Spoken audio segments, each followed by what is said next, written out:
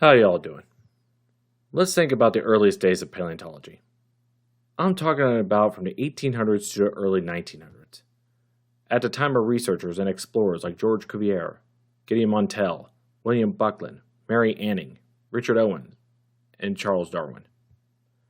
Their results may not have been accurate, as you can see, but it launched a new science that explored a past undreamed of before.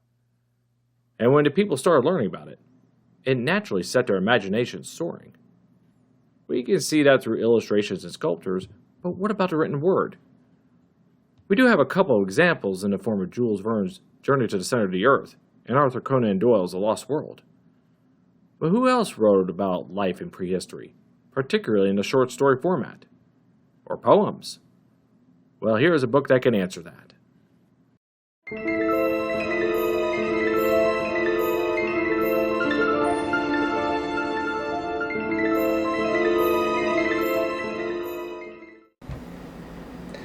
And that book is Creatures of Another Age, Classic Visions of Prehistoric Monsters, edited by Richard Fallon. In this book, published by Valancourt Books in 2021, it's an anthology of poems and short stories, of, as stated, the prehistoric monsters as viewed at the time. Some of them are, they vary in what they cover here. Some of them are educational through various means. Some are in praise. At this time, you got people conflicted with religious beliefs and or the scientific, discoveries about this. Some of them, try and reconcile this. Some of them are critiquing religion. Go all over the place and where these stories go. Some of these stories are on a bit what we would think of weird fiction, like in the turn of the next century, as I will discuss here. There's 20 segments in this. Most of these are authors you don't know, but there's a few you may know. Let's go over them. Now, just to let you know, the range of these works cover from the 1800s to the early 1900s, particularly right before 1925, when Arthur Conan Doyle's The Lost World was adapted to the big screen by Willis O'Brien's stop-motion anime monsters. So just give you an idea of what we have here and where these stories range from.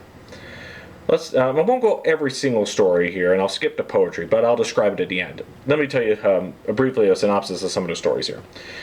One of them is Our Phantom Ship on an Antediluvian Cruise by Henry Morley. Okay, for those of you who watched The Magic School Bus, if you don't know, it's a cartoon where a teacher brings his kids on a bus and they travel through space, through the human body, what have you, all sorts of interesting adventures. Well, this story does not involve a bus, but it does involve a phantom ship that travels through geological time. So you get to, they travel back in time and they get to observe all the things that they know about there. And apparently this is one story of several of this author's works. Of other journeys. I don't know about what they consist of, but it's the Magic School Bus of that time. Very interesting here.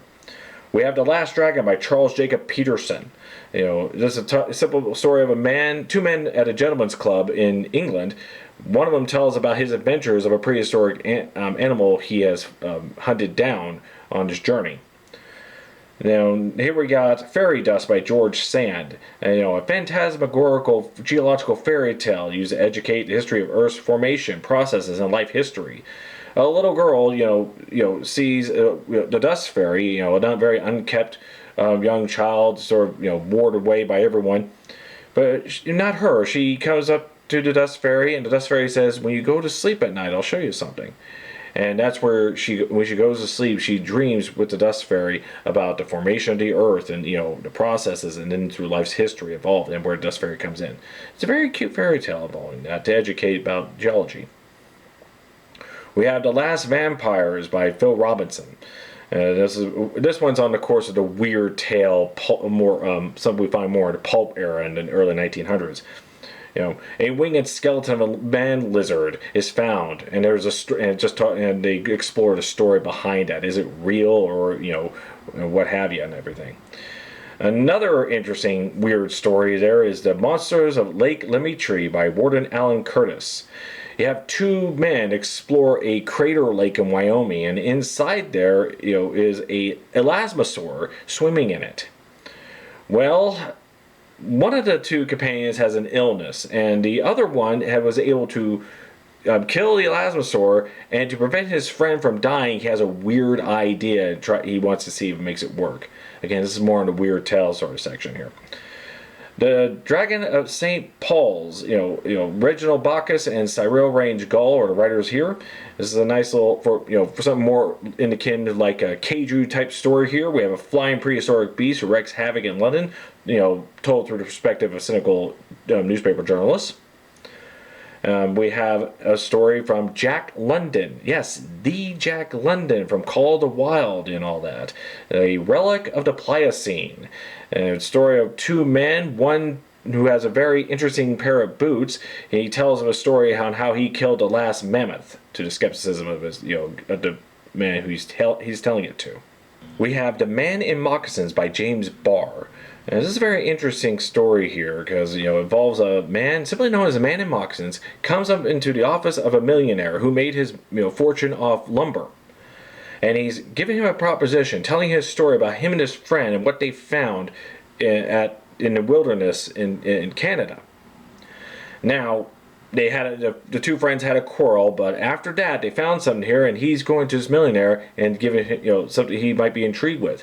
He's not offering money, he's not asking for anything, not for himself. But the question, and the millionaire tells him, "I'm not interested in any mines that you may find or any lumber about that. I'm fine there." He says, "No. See, we also know that you're a member of the Paleontological Society, and there's something involved in what we found here that may interest you. Something that shouldn't be there based on the best of my knowledge." So, is a man in moccasins lying to him, or is he telling the truth? If he is telling the truth, how much? Is it, does he not want anything, or is there ulterior motives here?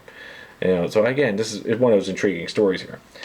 Now, this one, the next story I want to talk about is the Terror of Blue John Gap by Sir Arthur Conan Doyle of the Lost World fame and Sherlock Holmes, which I mentioned earlier.